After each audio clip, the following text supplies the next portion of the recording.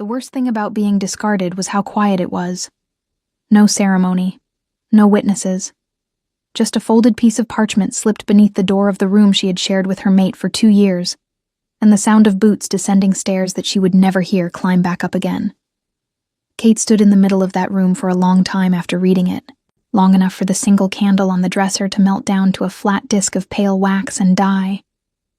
Long enough for the cold to move in through the cracks in the window frame and settle into her bones the way cold always settles into people who have stopped fighting it. The letter was not long. It did not need to be. 3 sentences were enough to end a life. I am dissolving our bond. You have no standing in this pack. Leave before the morning bell or the guards will be asked to escort you out. It was signed with a name she had loved once. She did not love it anymore. She set the letter on the dresser, smoothed it flat with 2 careful fingers, and then she dressed in the dark. She had been an Omega her entire life. She understood, in the way that only Omegas truly understand, that belonging was always conditional. That the ground beneath you could become water without warning. That the people who said stay in spring were the same ones who said go before winter. She had told herself that Connor was different, that his bond mark on her neck meant something permanent, that the Ashford Pack, with its stone walls and its wide hunting grounds and its 200 wolves, was finally a place where she could stop running. She had been wrong about all of it. The mark on her neck had faded 3 weeks ago. She had noticed it in the bronze mirror above the wash basin, the outline blurring at the edges, losing its depth, the way ink loses its shape when paper gets wet. She had told herself it was the light. She had told herself she was tired. She had told herself a great many things that were not true, because the truth, when it finally arrived folded inside a piece of parchment, was worse than anything she had imagined in the dark.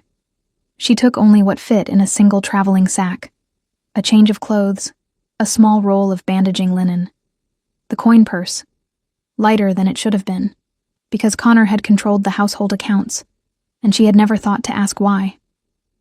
A small glass bottle of dried lavender that her mother had given her years ago, before her mother was gone. She held it for a moment, turned it in her fingers, and put it in the sack.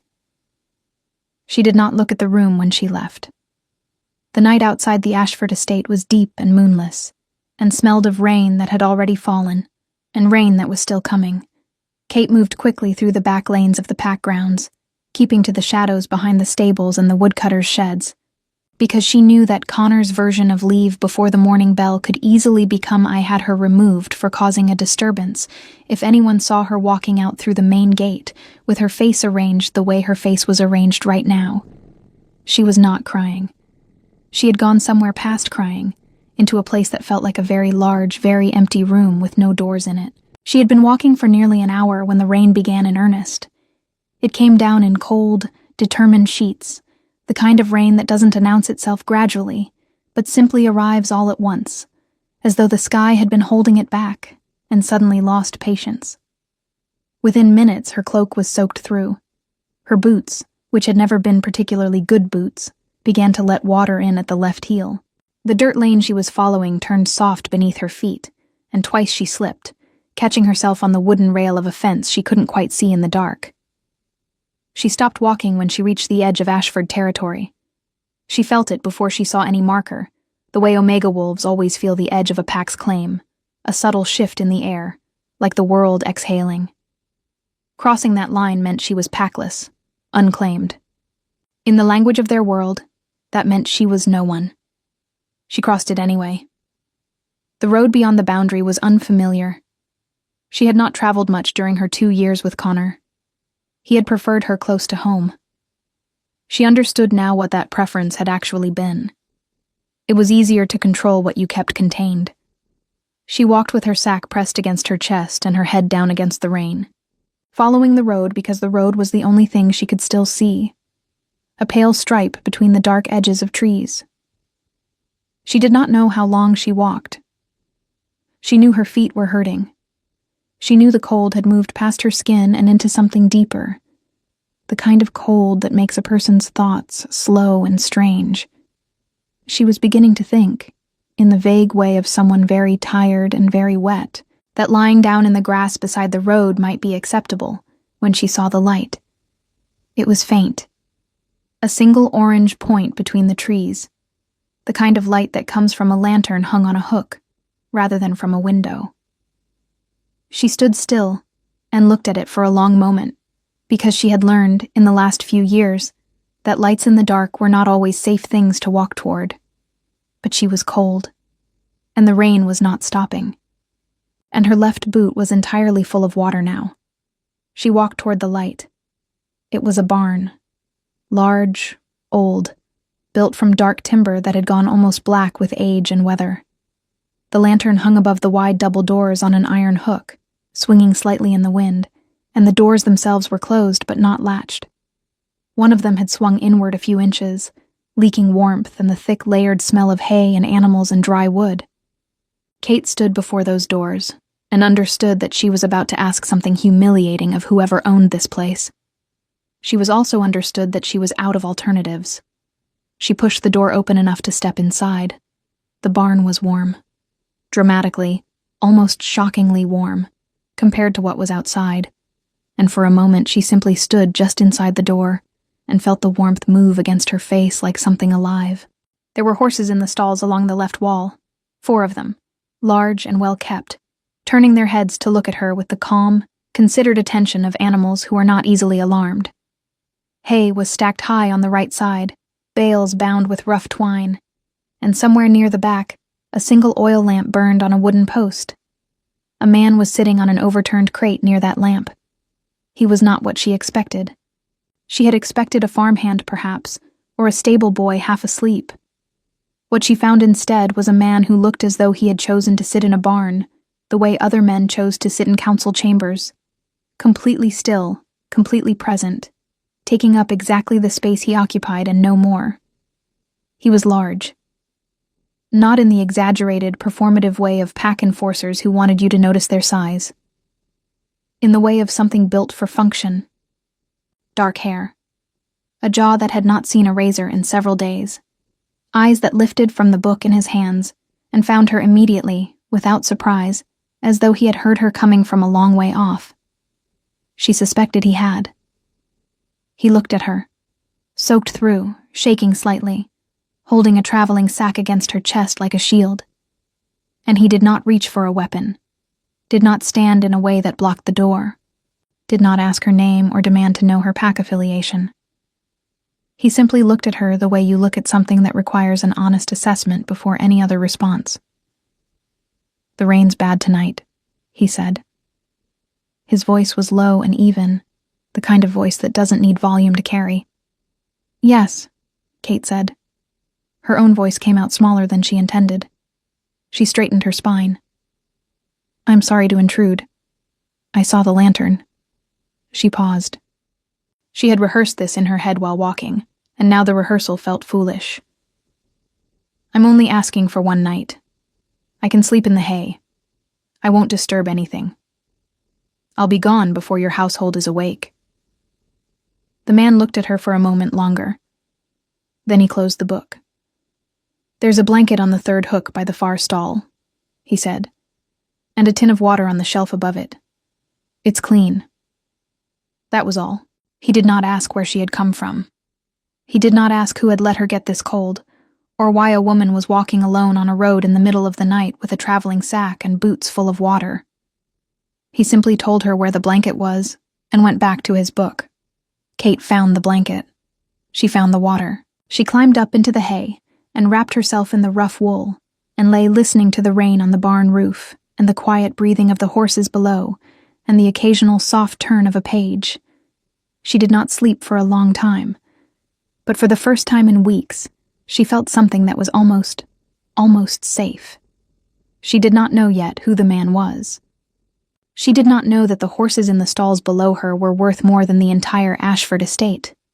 She did not know that the man who had handed her a blanket without asking her name was the reason half the wolves on the continent slept with their doors locked at night. She did not know any of it yet. She only knew the rain was loud, and the barn was warm, and no one had told her to leave. For tonight, that was enough. She woke to the smell of bread. Not the distant decorative smell of bread baking somewhere far away in a kitchen she wasn't allowed into.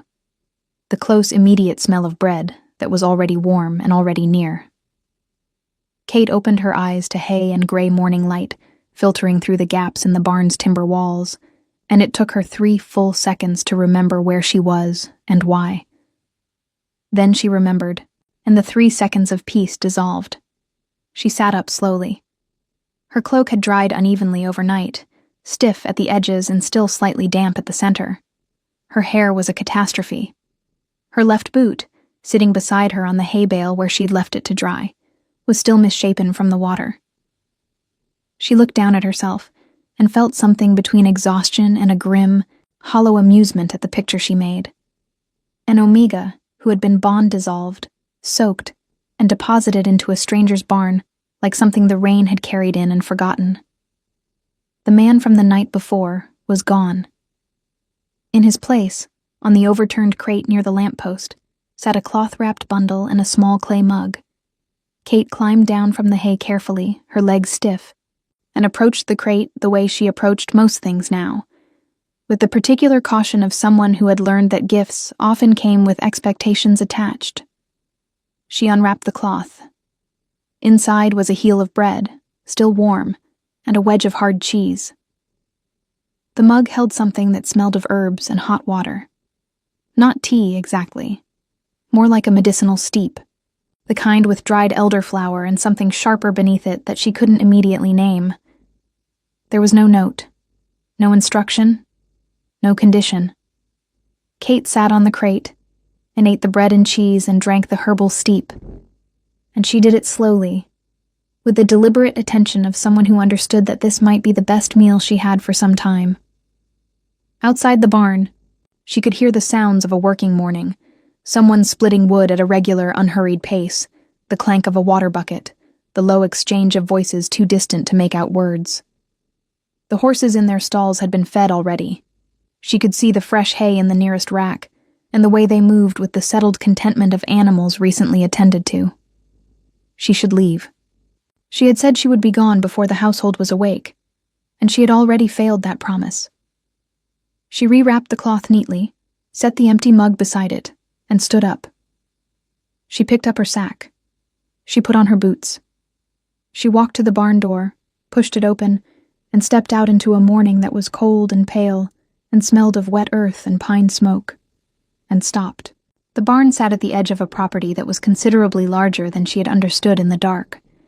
The main house, she had assumed a farmhouse, something modest, was not a farmhouse. It was a hall, stone-built, wide, 2 stories with a 3rd tower at the east end, surrounded by outbuildings and a low outer wall.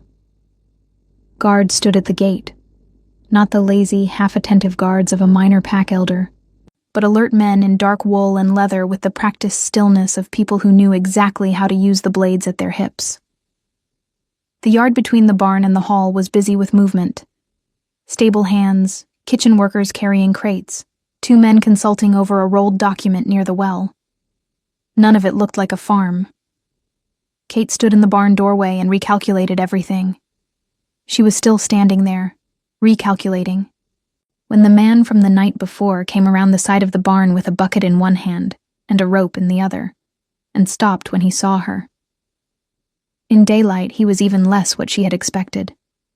She could see now what the lamplight had flattened.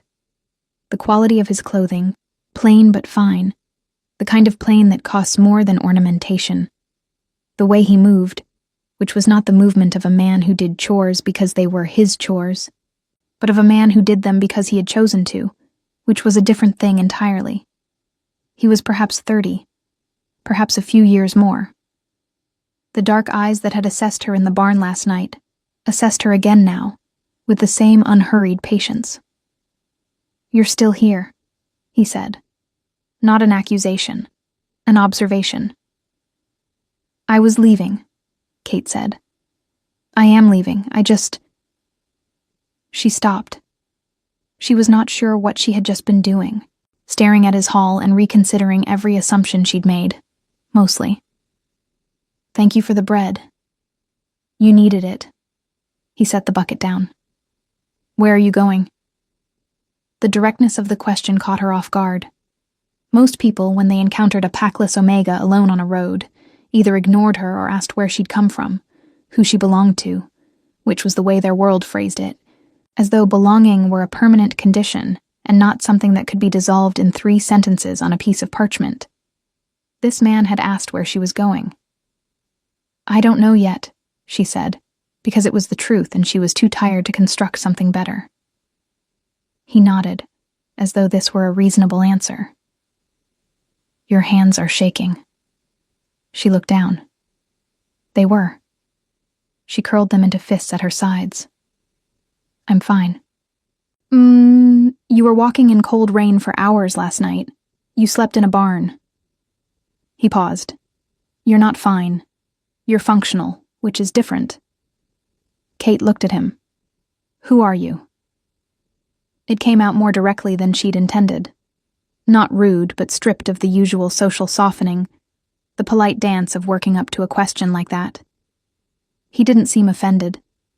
Something shifted in his expression, something she couldn't read precisely, and then he said, "Dominic."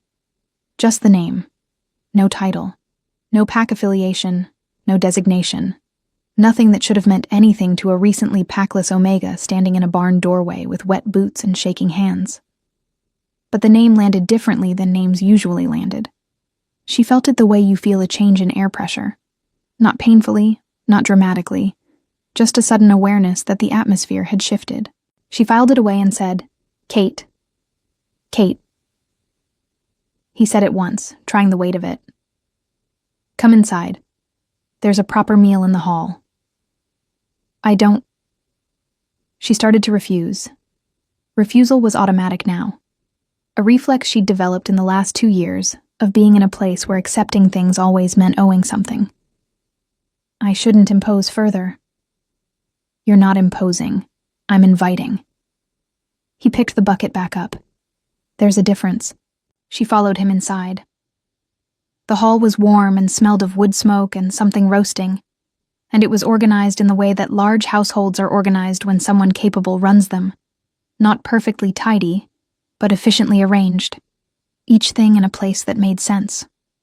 A long table dominated the main room, and at it sat several people who looked up when Dominic entered, and then, with considerably more attention, when Kate entered behind him. She felt the attention, the way Omega wolves always feel the attention of people who know what she was. A slight pressure, a collective assessment.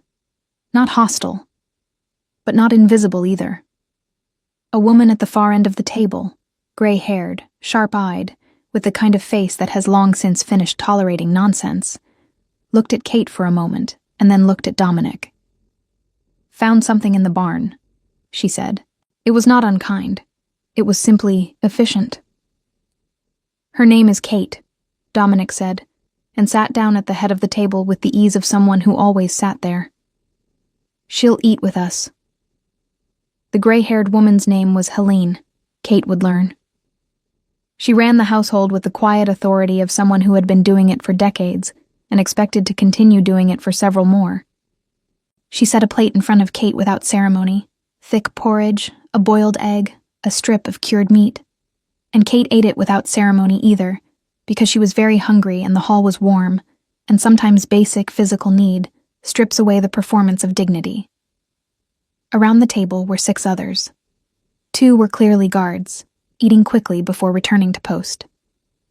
One was young, a boy of perhaps 15.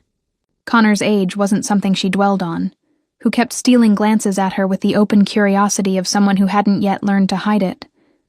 The remaining 3 were adults whose function she couldn't immediately determine, but who moved and spoke with the ease of people who had been in this hall a long time. Dominic ate and said little. He asked her once if the elderflower steep had helped with the cold, and she said yes, because it had. He nodded. That was the extent of it. She was almost finished eating when she caught the scent. It hit her mid-breath, between one heartbeat and the next. Something deep and resinous, like pine and dark earth, and something she had no exact name for, but that her Omega instincts recognized with an immediacy that bypassed thought entirely. Her hand stilled on her spoon. Something in her chest performed a strange, involuntary contraction, like a fist closing and immediately releasing. She had heard of this. She had read about it in the old texts her mother had kept, the ones that talked about mates and bonds and the particular ancient mechanism by which the wolf's world recognized its own arrangements. She had felt a version of it with Connor 2 years ago, a softer version, a warmer version, a version she now understood had never been entirely real on his side. This was nothing like that. This was not warm. This was deep. This was the difference between a candle and a fire that has been burning for 100 years. She looked up. Across the table, Dominic was already looking at her. He had gone very still, not tensely, not urgently, but with the deliberate stillness of a man who has just noticed something significant and is deciding very carefully what to do about it. She looked away first. She picked up her spoon. She finished the porridge. She did not acknowledge what had just happened, and neither did he, and she told herself that was fine, that was correct, that whatever her Omega instincts thought they had just identified across a breakfast table in a hall she had wandered into, out of cold desperation, was almost certainly a mistake, or a reaction to stress, or simply what happened when a person was exhausted and recently wounded and sitting too close to a fire. She told herself this several times. It didn't entirely work. After the meal, Helene showed her to a small room on the ground floor. A guest room, modest but clean, with a real bed and a pitcher of water and a bar of soap that smelled of tallow and rosemary. Kate sat on the edge of the bed and looked at the wall and thought about what she was going to do next. She had no pack. She had very little coin. She had skills that were largely domestic. She could manage a household, preserve food, prepare medicines from dried herbs, keep accounts. Skills that were useful, but not skills that generated independence in a world organized around pack affiliation and alpha authority. She needed a plan. She needed, at minimum, a direction. What she did not need, what she was very firmly, very deliberately not going to need, was any further information about why a man named Dominic, in a hall that was clearly not a farmhouse, smelled like the oldest thing in the forest. She was not doing that again. She was not. She stayed 3 days. That was what she told herself on the first morning after breakfast. 3 days, to rest properly, to let the cold finish leaving her bones, to think clearly enough to form a real plan. 3 days was reasonable. 3 days was not weakness. 3 days was what a person with any sense would take before walking back out into a world that had recently made its feelings about her very plain. On the second day, Helene put her to work. It was not a command. It was simply that Helene appeared in the doorway of the small guest room at mid-morning with a basket of dried herbs that needed sorting, set it on the table without explanation, and left. Kate looked at the basket for a moment. Then she sat down and sorted the herbs, separating the elderflower from the valerian, the dried yarrow from the hyssop, checking each bundle for rot or moisture damage, tying the good ones back with clean twine. She worked with the automatic competence of someone who had done this 1,000 times. Because she had.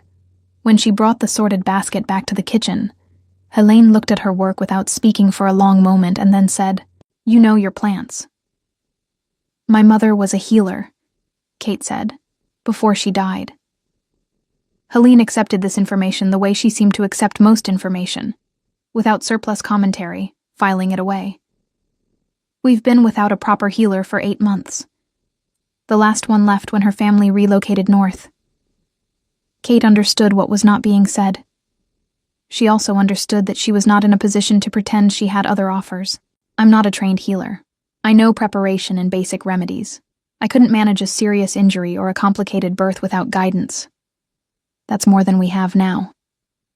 Helene wiped her hands on her apron. "I'm not asking you to commit to anything. I'm telling you there's work here, if you want it. Room and board included." Kate thought about the road. She thought about the coin purse, which had 17 copper pieces in it. She thought about what packless Omegas generally found when they presented themselves to unfamiliar territories without recommendation or affiliation. "I'll stay a little longer," she said. while I consider it." Helene nodded, as though this were the answer she had expected, and returned to her stove. On the third day, Kate learned who Dominic was. She learned it not from him. He had been away from the hall since the morning after her arrival, gone on something that Helene described only as territory business. But from the young boy, whose name was Pip, and whose primary personality trait was an apparently bottomless need to talk to anyone who would listen. He found her in the herb garden on the south side of the hall, where she was taking inventory of what grew there and what had been allowed to go untended, and he sat on the low stone wall and watched her work for approximately 4 minutes before the silence became intolerable to him. "You don't know who he is, do you?" Pip said. It wasn't a question. Kate was examining a lavender bush that had grown too woody at the base and needed cutting back. "I know his name." "Everyone knows his name." Pip said this with the delighted gravity of someone conveying very important information. "He's the Alpha King." Kate's hand stilled on the lavender. She straightened slowly and turned to look at the boy. "The Alpha King," she repeated, "of the whole Northern Reach." Pip nodded with enthusiasm. "All 7 territories. He's been king for 6 years, since he was 24. He beat the old council in a challenge that lasted 4 hours. 4 hours. The stories say the ground was—" He seemed to catch himself. "Well, he won. Nobody challenges him anymore. He comes out here sometimes when he wants to be away from the capital. The barn is where he goes when he wants to think." Kate looked at the hall. She looked at the guards at the gate. She thought about the quality of the horses in the barn, which she had noticed but had chosen, perhaps deliberately, not to examine too closely. She had slept in the Alpha King's barn. She had eaten his bread and his cheese and drunk his elderflower steep, and then sat across from him at breakfast and eaten his porridge, and quietly noted that he smelled like the oldest thing in the forest. She pressed her fingers against her forehead for a moment. "He didn't tell you," Pip observed, with the cheerful interest of someone who finds other people's realizations entertaining. "No," Kate said. "He didn't." She thought about why. She thought about a man who could have established his authority in the first 10 seconds of their encounter, who had every reason to, and had instead simply told her where the blanket was and gone back to his book. She filed this information next to the other things she was not yet sure what to do with. "Don't tell him I told you," Pip said, hopping off the wall. "He doesn't like it when I—" "Tell him what?" Both Kate and Pip turned. Dominic was standing at the corner of the hall, still in his riding coat, dark with dust from the road. He looked at Pip with an expression that was not quite a frown and not quite amusement, and landed somewhere precise between them. Pip vanished with a speed that suggested considerable practice. Dominic looked at Kate. "You know," he said, "just now." She looked at him steadily. She had decided, somewhere in the 3 seconds between Pip fleeing and Dominic speaking, that she was not going to perform either embarrassment or deference. She had spent 2 years performing both for a man far less worthy of them.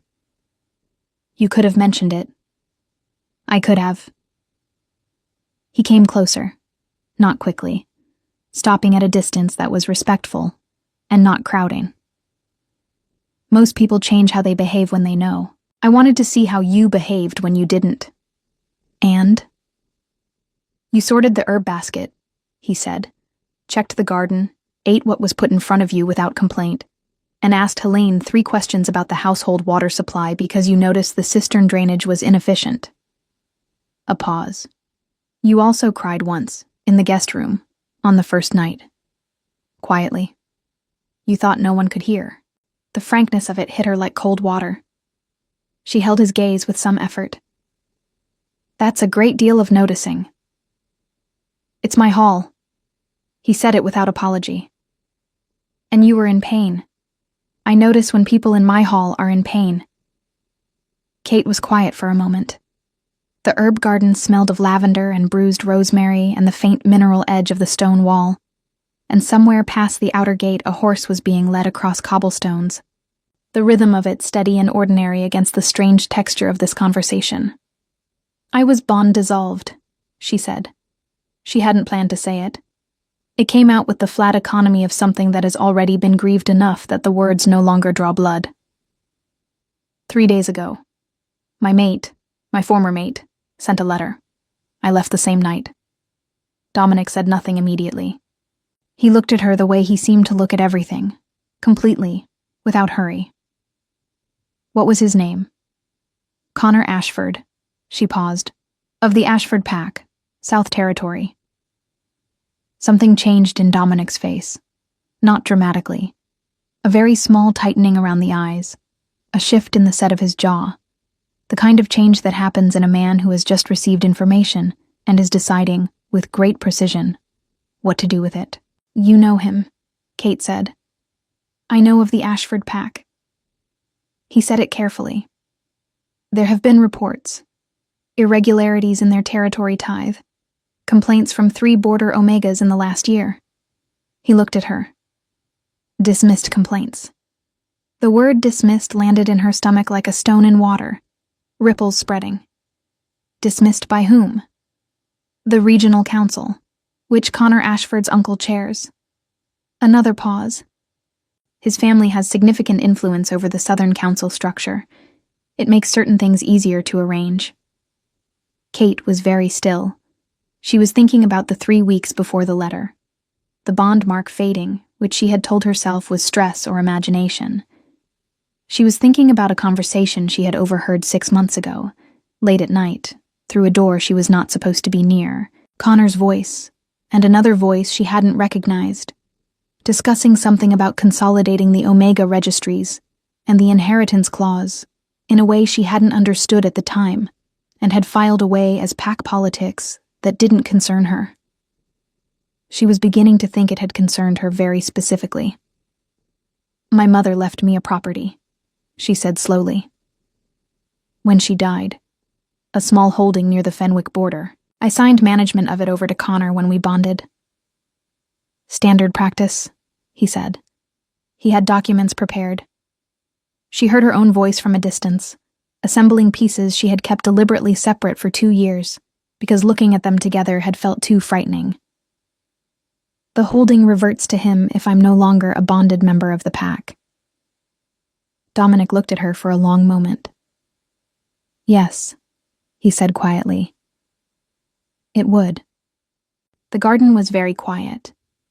Kate looked at the lavender bush that needed cutting back and thought about how precise the timing had been.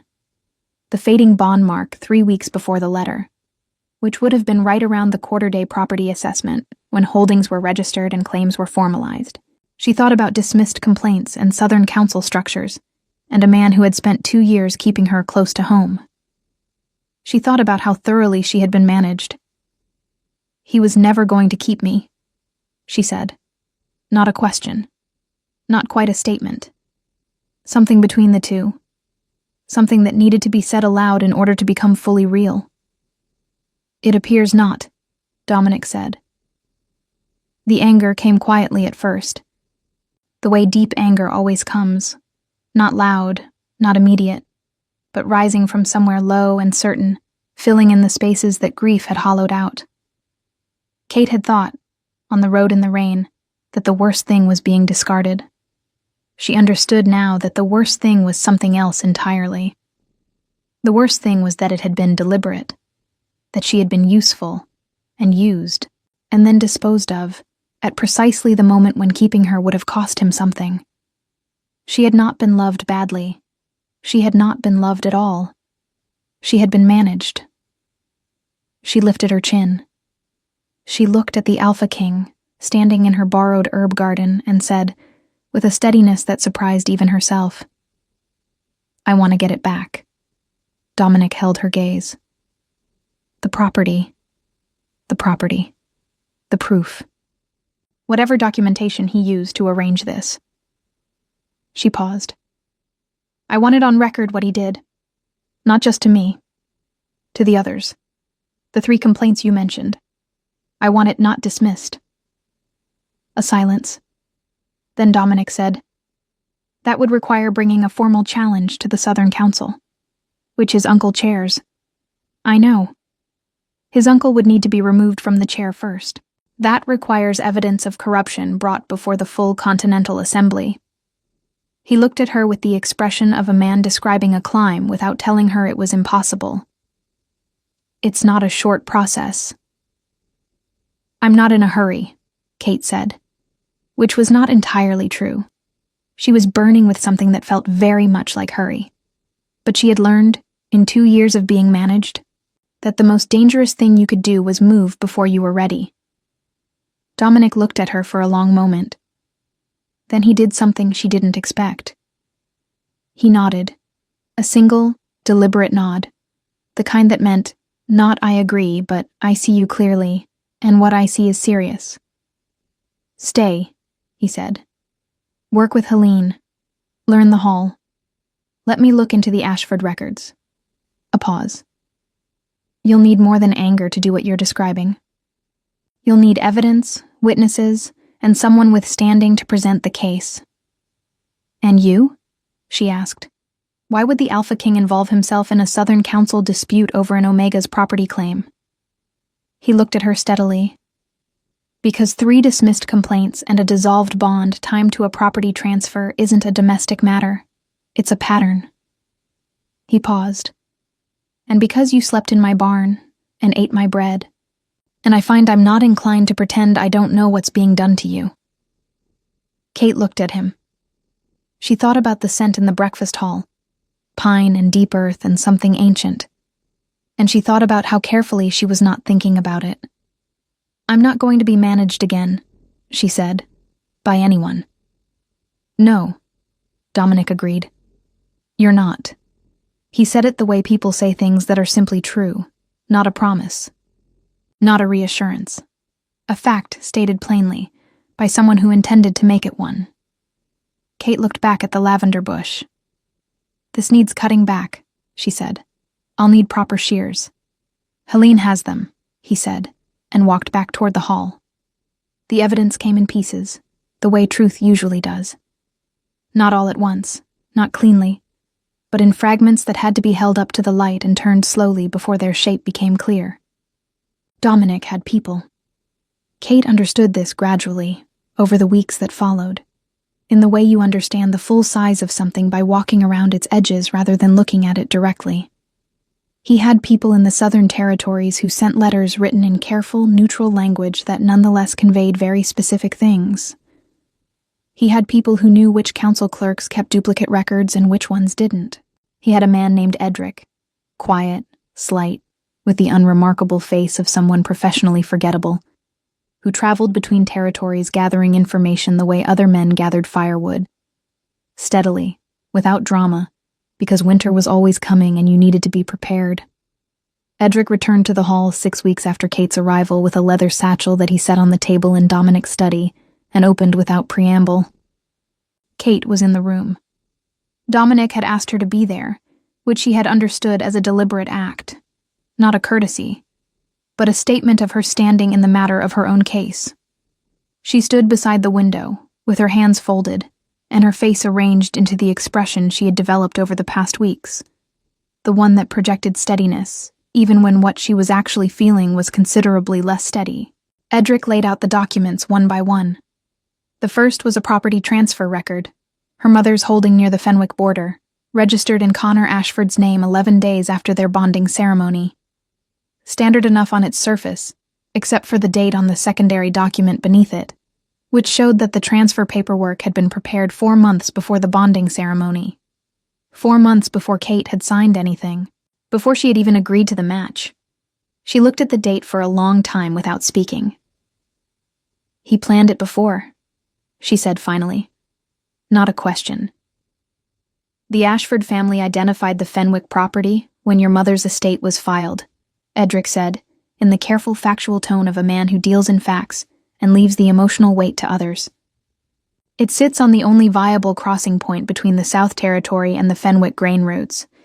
Whoever holds that property controls the toll rights on approximately 40% of Southern trade movement. He paused. It's worth considerably more than it appears. Kate thought about her mother. She thought about a woman who had kept a glass bottle of dried lavender and a collection of old texts, and a small stone house near a river crossing, who had never seemed to Kate like someone who owned anything particularly significant.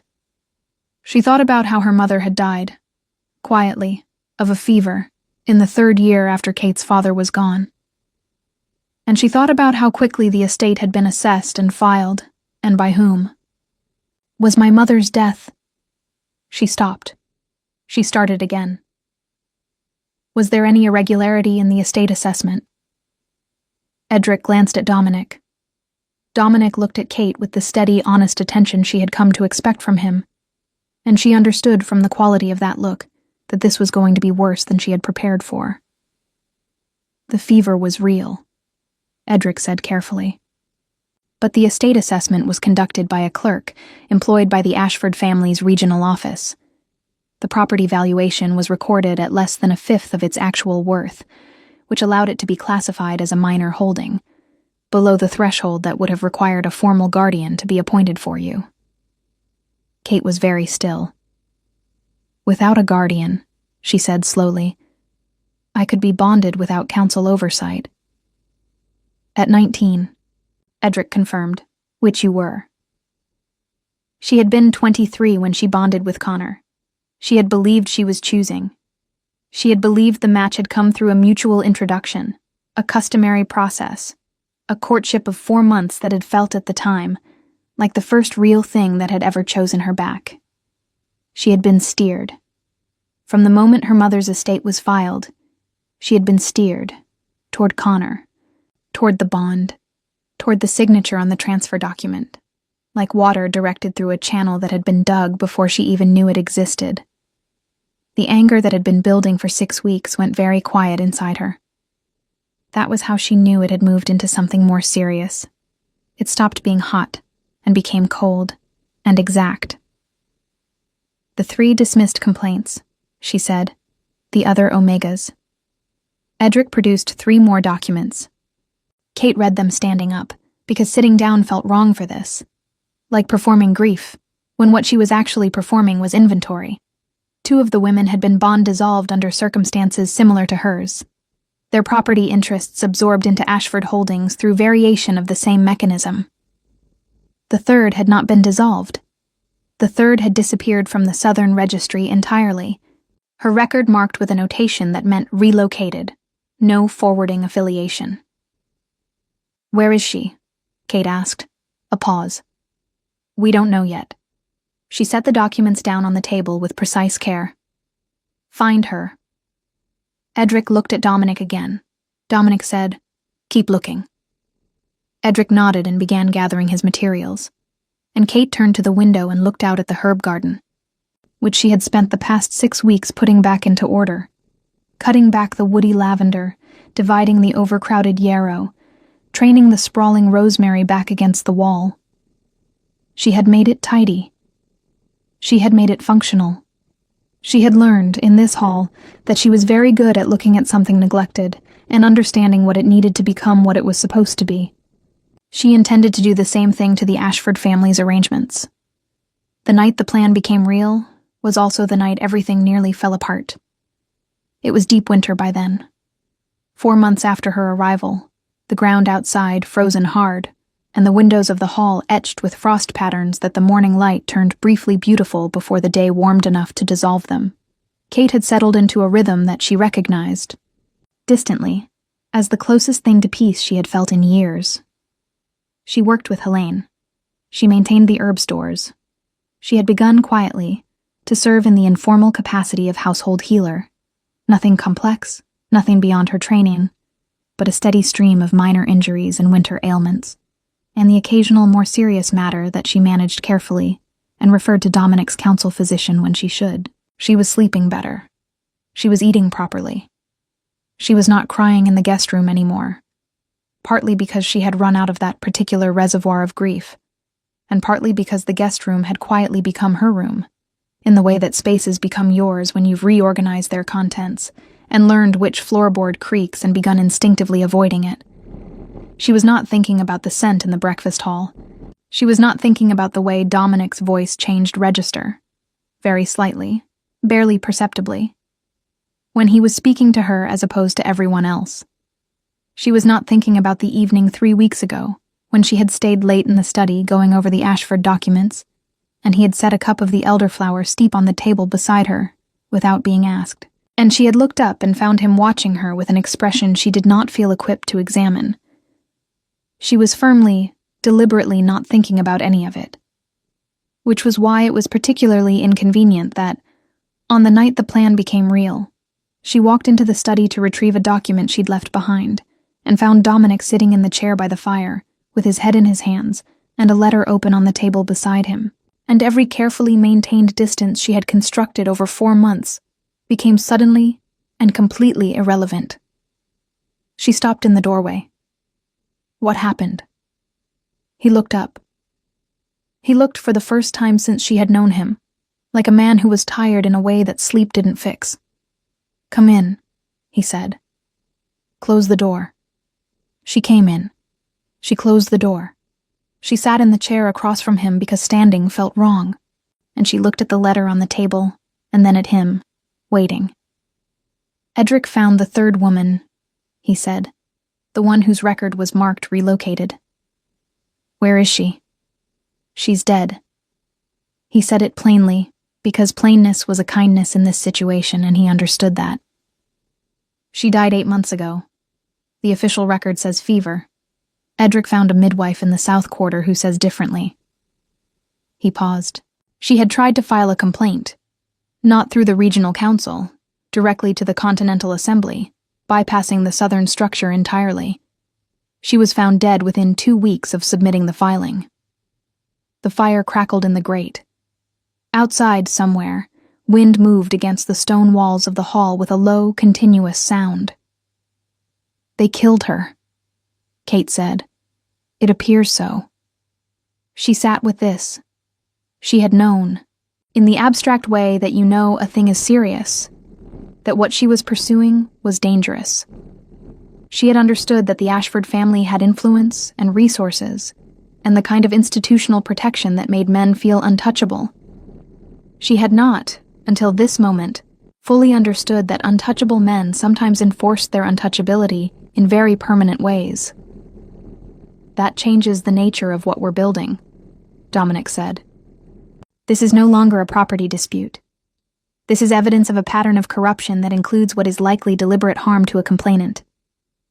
He looked at her steadily. "Taking this to the Continental Assembly now, which we have enough to do, puts us in a different kind of visibility. It puts you in a different kind of visibility. You mean Connor will know I'm coming? The moment we file with the Assembly, yes. His family has enough contacts that they'll know within days." He paused. "Which means you need to be somewhere they cannot reach you. Formally, legally, with standing that overrides anything the Southern Council can arrange." Kate looked at him.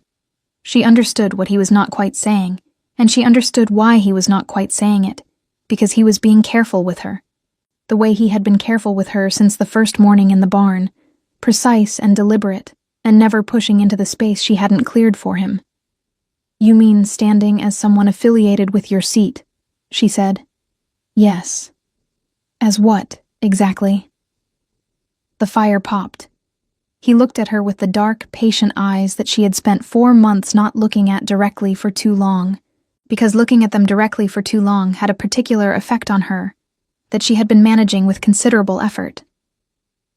"I have felt the bond since the first morning," he said. "I think you have too." She didn't deny it. Denial would have been a performance, and she was finished with performances. "I have.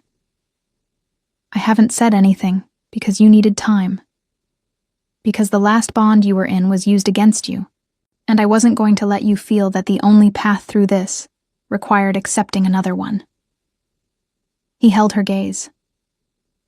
"I'm still not saying that.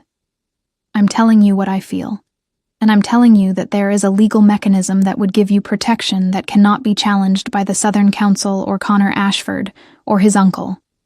And I'm telling you those are 2 separate things, and you can take one without the other, and I will support you either way." Kate looked at the fire for a long moment. She thought about a bond that had been planned before she knew it existed. She thought about signatures on documents prepared months before she signed them.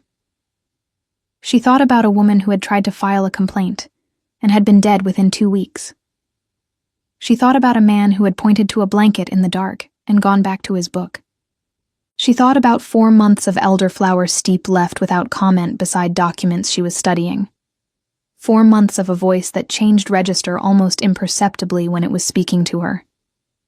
4 months of someone who had known exactly what she was and what she had survived, and had never once made her feel that those things were a problem to be solved, rather than a life to be respected.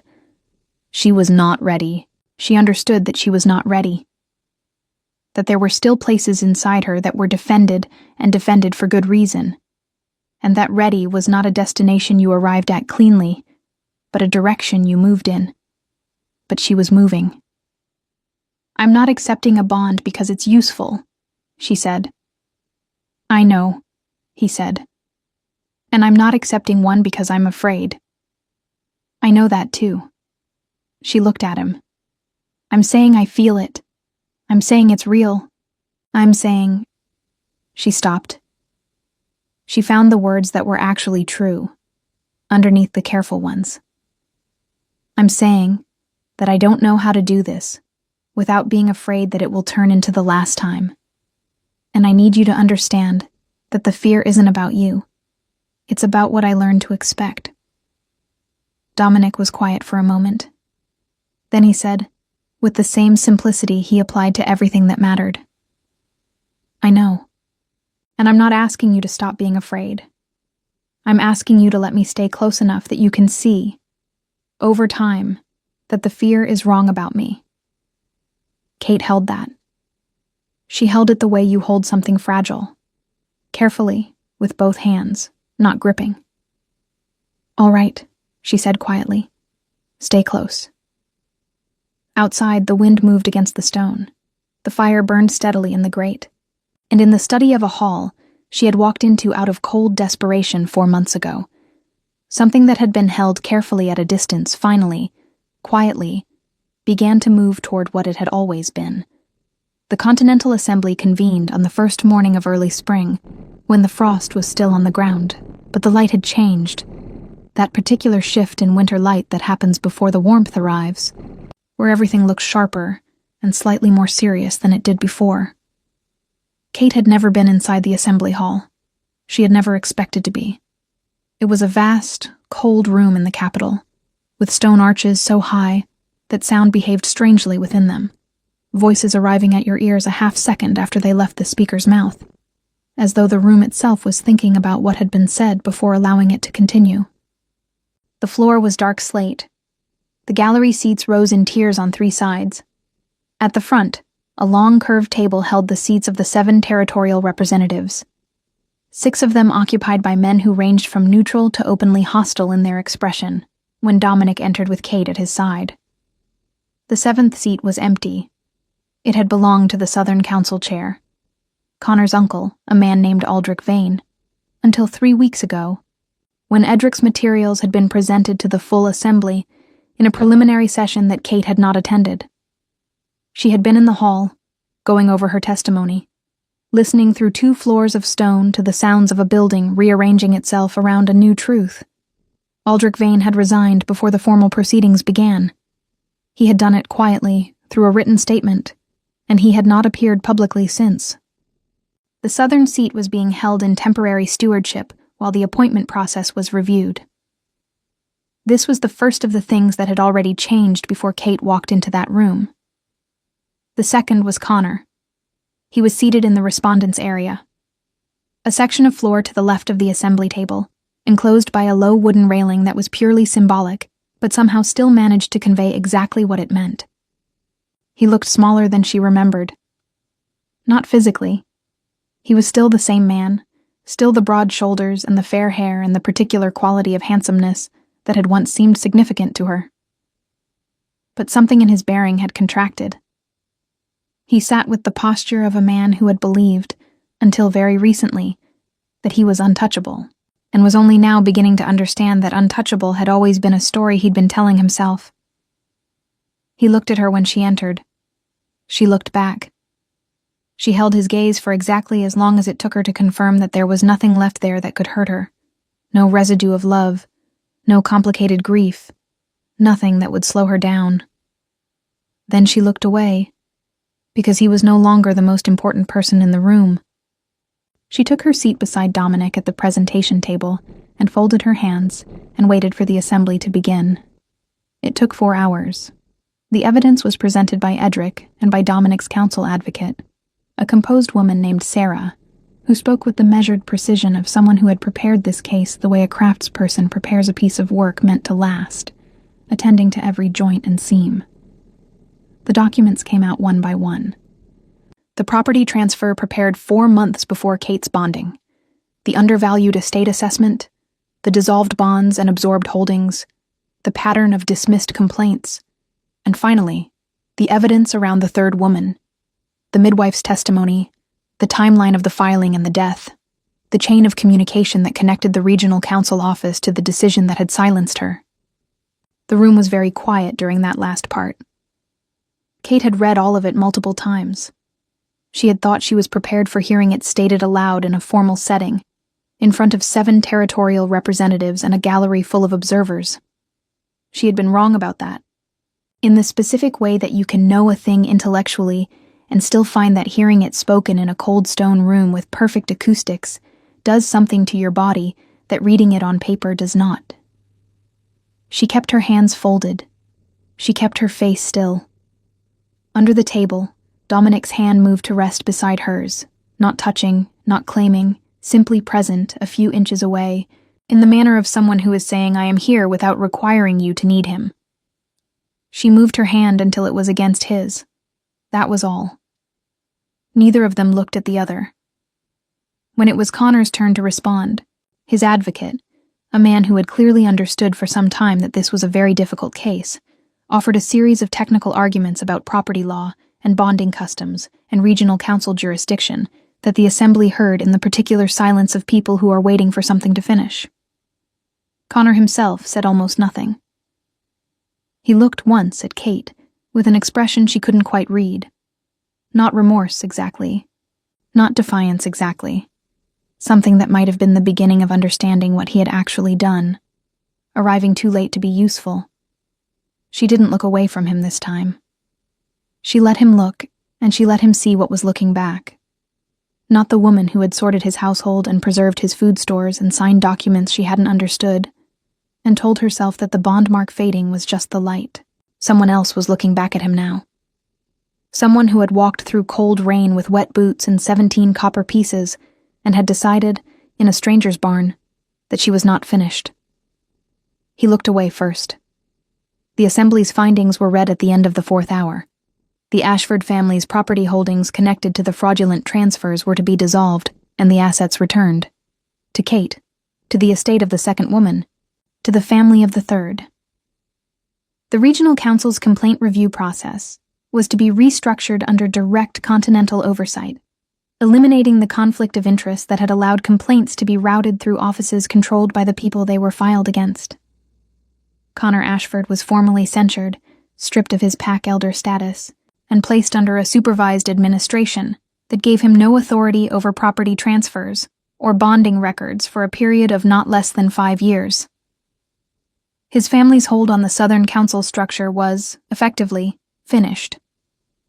The Fenwick property, her mother's stone house near the river crossing, with its toll rights and its 40% share of Southern trade movement, was restored to Kate in full, with documented acknowledgement that it had never legally left her possession. She sat and heard all of it, and felt something that was not triumph exactly. Triumph was too bright, too immediate. What she felt was more like the sensation of a weight she had been carrying for so long, she had forgotten its shape finally being set down.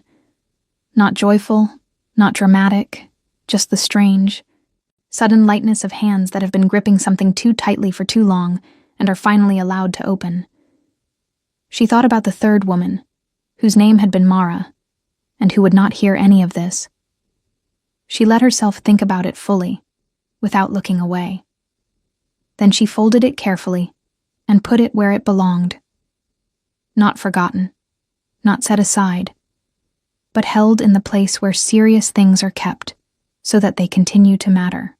After the session, in the antechamber, while the formal documentation was being prepared, Helene appeared. She had traveled to the capital with the household, insisting on it with the implacable practicality of someone who is not asking permission. And she put a cup of elderflower steep in Kate's hands and said nothing at all, which was the most she had ever said. Pip was there too, vibrating with the suppressed energy of someone who had been sitting still in a gallery seat for 4 hours and was now required to continue being restrained while adults did adult things around him. He looked at Kate with enormous eyes and said, "You didn't even look nervous." "I was very nervous," Kate said. "You didn't look it." "That's what you practice," she said. "Looking like what you need to look like until you're close enough to the thing that it doesn't matter anymore." Pip considered this with the seriousness of someone filing it away for future use. Dominic came to find her when the documentation was ready. He handed her the sealed restoration order, her name on it, her property named, the assembly seal pressed into the wax, and she held it for a moment, and then folded it and put it in the inside pocket of her traveling coat, close to her chest, where the glass bottle of dried lavender from her mother already lived. She looked at him. He looked at her. There was a great deal in that exchange that neither of them said aloud, because they had become, over the past months, people who communicated a significant amount without saying it. But some things needed to be said aloud, she had decided, because she was done with arrangements that lived only in silence and implication. "I want to go to the Fenwick property first," she said, "before we go back to the hall. I haven't seen it since I was 12 years old. I want to see what it is now." "All right," he said. "I want to decide what to do with it myself. I'll listen to your counsel on the trade rights, because you understand that world better than I do, but the decisions are mine." "They should be," he said, simply, as though there were no other way. "And I want—" She stopped. She found the real words, the ones underneath the practical ones. "I want what is being built between us to be built properly, without the pressure of the legal situation, and without me not knowing if I'm choosing clearly or choosing because I needed shelter." She held his gaze. "I'm choosing clearly now. I want you to know that." Dominic looked at her for a long moment. Something moved in his expression that she had not seen before. Not the controlled steadiness he usually carried, but something older and less managed. Something that had been waiting patiently for quite a long time. "I know," he said. "I'm still afraid sometimes," she said. "I know that too." "And you're still staying." "Yes," he said. "I am." They went to the Fenwick property in early spring, traveling by carriage with 2 guards and Helene, who declared the house structurally sound and the herb garden disgracefully neglected, and immediately began drawing up a list of what needed doing. The stone house was smaller than Kate remembered, and more beautiful, the river crossing visible from the east window, the water moving over its stones with the uncomplicated persistence of water that has been moving that way for a very long time, and intends to continue. Kate stood in the main room for a while, and looked at the walls her mother had lived inside, and she let herself feel the full weight of what had been taken and what had been returned, both of them. She didn't perform either the grief or the recovery. She simply stood in the room and let it be real. Then she opened the windows to let the spring air in and went to help Helene with the garden. Connor Ashford's censure held. Under supervised administration, stripped of his council connections and his family's institutional cover, he spent the following years managing what remained of the Ashford holdings under close oversight. He did not recover the influence he had lost. The Southern Territory restructured its complaint process as mandated, and 2 cases brought in the first year under the new system were heard and resolved in the complainant's favor. Small things, real things. Aldrich Vane, his uncle, retired to a property near the coast and was not heard from in any official capacity again. The Southern Council seat was filled by a woman from the border territories who had spent 15 years filing complaints about regional corruption and being dismissed. She was not dismissed again. Mara's family received the restitution that the assembly had ordered. Kate wrote to them herself, not officially, not through an advocate. She wrote a letter in her own hand and sent it with a small package of dried herbs from the Fenwick garden. She did not know if it was enough. She knew it was something. Pip grew into a young man with a gift for languages and an absolute inability to keep secrets, which Dominic managed by simply telling him less. He visited the Fenwick property twice in the years that followed and declared it the best-smelling place he had ever been, which Kate chose to take as a compliment to the herb garden, rather than the resident healer. Edric continued his work. He was very good at it. He was also, Kate gradually discovered, considerably less forgettable than his face suggested. He remembered everything and forgot nothing, and he had an opinion about nearly every situation that he expressed, only when asked but expressed with extraordinary precision when he was.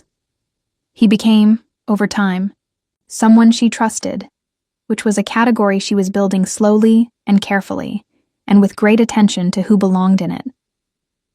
Helene retired from managing the household on a Tuesday morning approximately 2 years later, announcing it over breakfast with the same tone she used to announce that the cistern needed cleaning, and moved into a cottage on the Fenwick property where she grew vegetables with a competitive intensity that the vegetables had no way of responding to, but seemed to produce well under. She came to dinner every week and continued to have opinions about how the herb stores were organized. Kate and Dominic were bonded on a morning in late summer, in the herb garden at the Fenwick property, with the river audible through the east window, and the lavender in proper bloom, for the first time since she had cut it back 2 years before. There was no ceremony planned.